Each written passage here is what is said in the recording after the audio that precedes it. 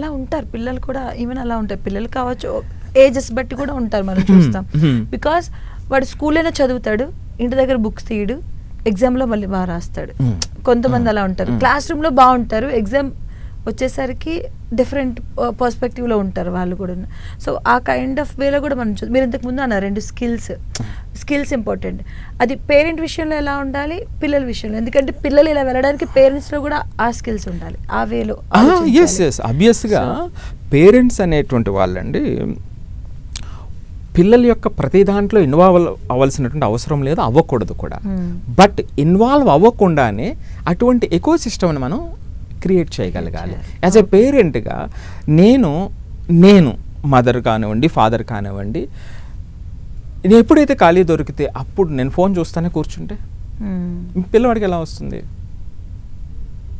నువ్వు ఫోన్ తీసుకుంటూ ఫోన్ మాట్లాడుతుంటూ భోజనం చేసి మీ పిల్లవాడిని మాత్రం నువ్వు మాట్లాడకుండా తినమంటే వాడు ఎందుకు మాట్లాడుతుంటే తింటాడు? యాక్చువల్లీ ఇప్పుడు ప్రతి దగ్గర కనిపించేది they are more into phones, they are more into gadgets. Right. మీరు కొంత టైం మీ పనులు ఆపుకుని కొంత కమ్యూనికేషన్తో కొంత కన్వర్జేషన్కి టైం ఇవ్వగలుగుతుంటే మీ పిల్లలకి అది వేరే ఉంటుంది. అప్పుడు వాళ్ళు కూడా వాళ్ళ సిబ్లింగ్స్తో మాట్లాడేటువంటి అవకాశం ఉండొచ్చు కదా, మీరు ఇవ్వకపోతే. సో ఇది ఎకో సిస్టమ్ని మనం ఫ్రేమ్ చేయటం అనమాట అండి. చుట్టూ ఆ ఎకో సిస్టమ్ని మనం ఫ్రేమ్ చేసినప్పుడు ఆటోమేటిక్గా, ఎందుకంటే పిల్లలు పేరెంట్స్ చేసేటువంటి దాన్ని చాలా వాల్యూ చేస్తారండి. అది వాళ్ళు వెంటనే పాటించకపోయినా సరే వాళ్ళ మనసులో నాటుకుపోయి ఉంటుంది. నేను చాలా మందిని సర్వే చేస్తాను, ఒక 800 మెంబర్స్ని సర్వే చేస్తాను. సర్వే ప్రకారం కూడా చెప్తారు పిల్లలు 7 to ఆ ఏజ్కి వచ్చేసరికి they are more into parents, వాళ్ళు ఏం చేస్తున్నారు, వాళ్ళు ఏం చెప్తున్నారు అని దానిపైన ఎక్కువ దృష్టి పెడతారు అని ఒక సర్వే చెప్పింది. సో కాబట్టి మనం క్రియేట్ చేసాను, మీరు అన్నారు కదా పేరెంట్స్ ఎట్లాగా పిల్లలు ఎట్లాగా అనేటువంటిప్పుడు ఆ పేరెంట్స్ ఆ ఎకో సిస్టమ్ సెర్చ్ చేస్తే సరిపోతుంది అంతే. అంతకు మించి ఇన్వాల్వ్ అవ్వాల్సిన అవసరం లేదు. నువ్వు ఇదే చదువు, ఇది చదవాలి అనేది పెట్టినప్పుడు సెల్ఫ్ లెర్నింగ్ కొంచెం దూరం అయిపోతుంది. మీరు పిలవకపోతే వాడు బుక్ తీయకపోతున్నట్లయితే లేదు, మనం చాలా కాషియస్గా ఆలోచించాల్సినటువంటి అవసరం ఉంది. మన సిస్టంలో ఎక్కడో చేంజ్ చేయాల్సినటువంటి అవసరం ఉంది.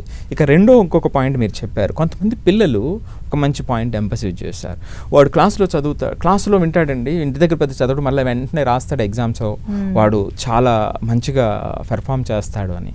అంటే ఆ పిల్లల్లో హై ఫోకస్ అండ్ అటెన్షన్ ఉందన్నమాట అండి. హై ఫోకస్ అండ్ అటెన్షన్ ఎందుకంటే ఇవి చాలా కాంప్లెక్స్ సిచ్యువేషన్స్ అనమాట అండి. కొంతమందికి ఫోకస్ అండ్ అటెన్షన్ ఎక్కువ ఉంటుంది, కొంతమందికి తక్కువ ఉంటుంది. ఫోకస్ అండ్ అటెన్షన్ ఉండి డిసిప్లిన్ ఉండదు, ఫోకస్ అండ్ అటెన్షన్ తక్కువ ఉండి డిసిప్లిన్ ఉంటుంది. ఇలా డిఫరెంట్ కాంబినేషన్స్ ఉంటాయి. అంటే మనం జాగ్రత్తగా పిల్లవాడిని అబ్జర్వ్ చేసినప్పుడు మాత్రమే వాళ్ళకి సరైన ఆ సలహాని ఇవ్వగలుగుతాం అనమాట అండి. ఇప్పుడు మీరు అన్నట్టుగా ఆ పాయింట్లో ఆ పిల్లలు ఆ ఫోకస్ అటెన్షన్ ఎక్కువ అనమాట అండి. ఆ ఫోకస్ అటెన్షన్తో డిసిప్లిన్ కూడా యాడ్ అయ్యింది అనుకోండి, ఆ డెడ్లీ కాంబినేషన్ అవుతుంది. ఆ ఫోకస్ అటెన్షన్ డిసిప్లిన్ ప్లస్ తెలియనిది తెలుసుకునేటువంటిది, కొత్త విషయాలను తెలుసుకునేటువంటిది, ఆ ఇన్నోవేటివ్ మైండ్ని అలవాటు చేస్తే ఇంకా అసలు వాడు ప్రపంచంలో అద్భుతాన్ని సృష్టించబోతాడు వచ్చే 10-15 సంవత్సరాల్లో అనడానికి ఎటువంటి సందేహం లేదండి. సో ఇది కాంబినేషన్స్ అన్నమాట అండి.